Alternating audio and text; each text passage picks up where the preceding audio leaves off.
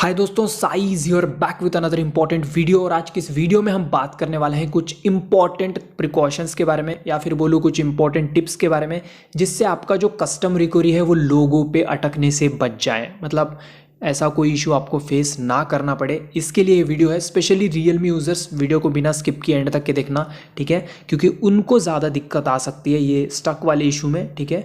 तो वीडियो पूरा एंड तक के देखना है आपको, ठीक है। और चैनल पे अगर आप नए आए हो तो चैनल को ज़रूर सब्सक्राइब कर लेना, और हमारे टेलीग्राम चैनल को ज़रूर ज्वाइन करना, क्योंकि वहाँ पर सारी इंपॉर्टेंट फाइल्स और अपडेट मैं प्रोवाइड करता हूँ। So without any wasting of time, let's begin.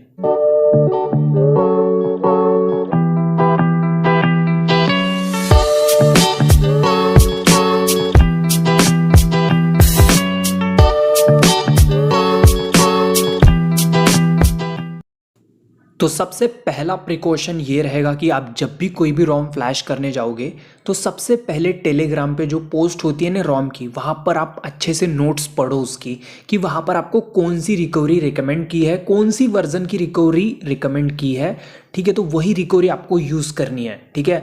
Otherwise आप कोई भी उल्टी पुल्टी रिकवरी, कोई भी लो वर्जन की वगैरह आप यूज़ कर लेते हो तो आपका रिकवरी जो है वो स्टक हो जाएगा। तो ये तो दिक्कत आपको आनी ही वाली है।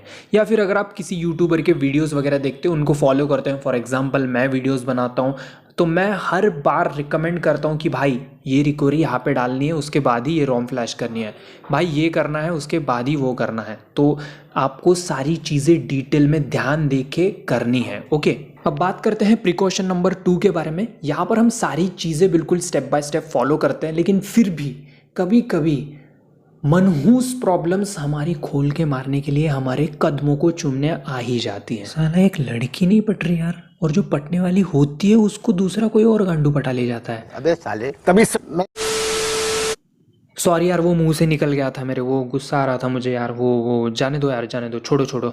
अब वो हम ये इसके बारे में बात करते हैं, अपने ये क्या बोलते हैं अपना वो प्रिकॉशन नंबर 2 के बारे में। तो अब हम बात करेंगे प्रिकॉशन नंबर 2 के बारे में। अब प्रिकॉशन नंबर 2 में क्या करना है, जब भी आप रॉम फ्लैश करने जाते हो तो सबसे पहला स्टेप क्या करते हो, वाइप में जाके, एडवांस वाइप में जाके Dalvik cache system vendor data, इनको टिक करके हम स्वाइप करते हैं, मतलब वाइप करते हैं। तो एज इट इज़ वैसे ही करना है। रॉम फ्लैश करने से पहले वाइप करते हैं ना पार्टीशन, वैसे ही वाइप करना है। देन नेक्स्ट स्टेप क्या करते हैं, इंस्टॉल पे जाके हम सबसे पहले फर्मवेयर फ्लैश करते हैं, ठीक है। तो वैसे ही करना है। तो ये मैं Realme UI 1.0 का फर्मवेयर फ्लैश कर रहा हूँ, ठीक है। अब ध्यान से देखना, यहाँ पर एक इंपॉर्टेंट चीज़ आपको मैं बताने वाला हूँ।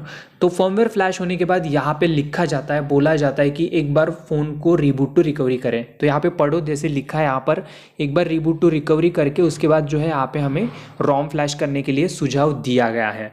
तो यहाँ पे हम क्या करते हैं, रीबूट टू रिकवरी करते हैं। तो ऐसे ही करते करते मेरी एक बार लग गई थी, मेरे बिल्कुल लग गए थे भाई। क्या हो गया था, ऐसे ही मैं कर रहा था, फिर रीबूट टू रिकवरी किया और अटक गया भाई। स्टेप्स तो मैंने प्रॉपरली फॉलो किए, लेकिन लग गई मेरी, ठीक है। तो ऐसा नहीं होना चाहिए। तो इसके लिए क्या करना पड़ेगा, हमें रीबूट टू रिकवरी पहले नहीं करना है।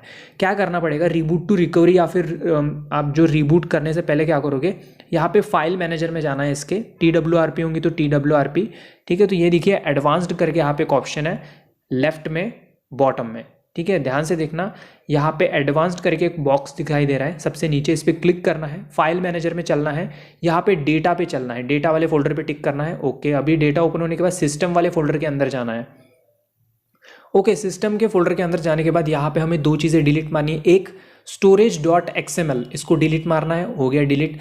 देन दूसरा क्या है, यहाँ पे लॉक जो settings.db है, इसको डिलीट मारना है। या फिर लॉक से रिलेटेड कोई भी चीज़ें होंगी, स्क्रीन लॉक, पैटर्न लॉक वगैरह, तो इन चीज़ों को डिलीट कर देना है। तो यहाँ पे खाली हो चुका है सिस्टम फोल्डर, यहाँ पे storage.xml और सेटिंग्स, वो जो लॉक settings.db थी उनको मैंने डिलीट कर दिए। अब हम रीबूट टू रिकवरी कर सकते हैं, ठीक है। अब कोई दिक्कत नहीं होगी, ठीक है। या फिर आप रीबूट सिस्टम करते हो, अगर करना चाहते हो, मतलब रॉम फ्लैश करके भी अगर रीबूट कर रहे हो तो इस तरह से आप कर सकते हो, ठीक है। तो ये देखो फिर से जो रिकवरी है वो खुल चुकी है।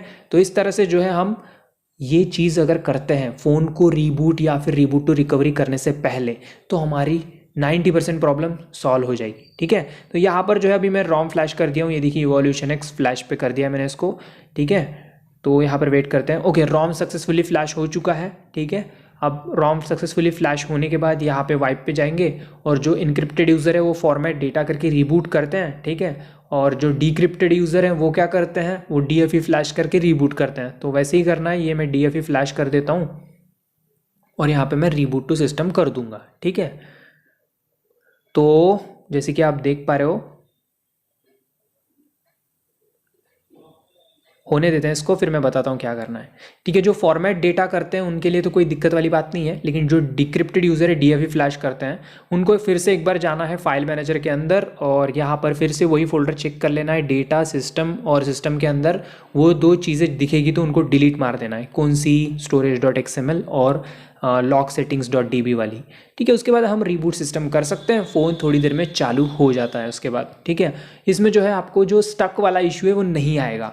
ठीक है, तो ये दोनों चीज़ें आप डिलीट मारते जाओ जब भी आप कोई भी न्यू रोम फ्लैश करने जाते हो तब। बस ये स्टेप्स फॉलो करो, उसके बाद आपको कोई दिक्कत नहीं होगा। लेकिन अगर फिर भी मनहूस घड़ी आपके कदमों को चूमने आ जाती है, प्रॉब्लम्स आपको पसंद करती है, तो फिर उसके लिए वीडियो बना रखा है ऑलरेडी कि स्टक रिकवरी प्रॉब्लम को कैसे फिक्स करना है। लिंक जो है वो डिस्क्रिप्शन और पिन कमेंट में दे दूंगा, जाके वीडियो देख लेना। ठीक है, और वीडियो पसंद आएगा तो वीडियो को लाइक करके ज़रूर जाना, इच्छा हो रही होंगी तो एक शेयर भी कर देना। तो बस आज के लिए इतना ही, अगले वीडियो में मिलते हैं। लव यू दोस्तों, गुड बाय, टेक केयर।